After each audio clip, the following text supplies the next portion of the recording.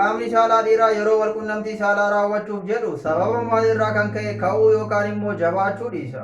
Wanti akkasii kun afaan fayyaatiin erectile dysfunction jedhama. Rakkoon qaama saalaa kun sababoota garaa garaan dhufuu kan danda'u yeroo ta'u isaan keessaa tokkoffaa hormoononni yeroo walqunnamtii saalaa qaama keessan keessatti oomishaman yoo xiqqaatanii fi yoo jeeqamanii. Lammaffaa immoo jaalallee walqunnamtii saalaa faana raawwachuuf kaatan sanaa fi jaalala kan hin qabaanne yoo ta'ee fi walitti bu'iinsi yoo jiraate. Sadaffaa immoo jireenya isin jiraattan keessa yaaddoo fi aariin garmalee yoo jiraate. Arfaffaa immoo dhukkuboonni kiroonik ta'an kanneen akka dhukkuba kalee, dhukkuba onnee, dhiibbaa dhiigaa, kolesteroolii fi dhibeen sukkaaraa yoo jiraatanii. Shanaffaa immoo hirriba gahaa ta'e argachaa hin jirtan taana. Sababoota amma isinitti miirraa kan ka'e dhiirri tokko yeroo walqunnamtii saalaa raawwachuuf jedhu qaamni saalaa isaa ka'uu yookaan immoo jabaachuu dhiisuu danda'a. Namoonni rakkoo akkasii qaban tokko furmaata nuu ta'a jedhanii qoricha vaagiraa faarmaasiitii bitatanii fayyadamu. Garuu kun dogongora guddaadha.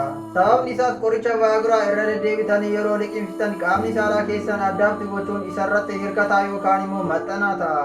Akkasumas haalli fayyaa keessan guutummaatti otoo hin beekamiin qoricha kana liqimsuun lubbuu keessan irratti miidhaa geessisuu danda'a. Kanaafuu rakkoo akkasii qabdu yoo ta'e underlying cause yookaan immoo ka'umsi isaa erga qoratamee bira gahamee booda furmaata dhaabbataa ta'e argachuu dandeessu. Ergaan fayyaa kun nama baay'ee bira akka ga'uuf yoo dandeessan sheer gochuun hin irraanfatinaa. Gaaffii fi yaada keessan koomentii irra naa kaa'aa.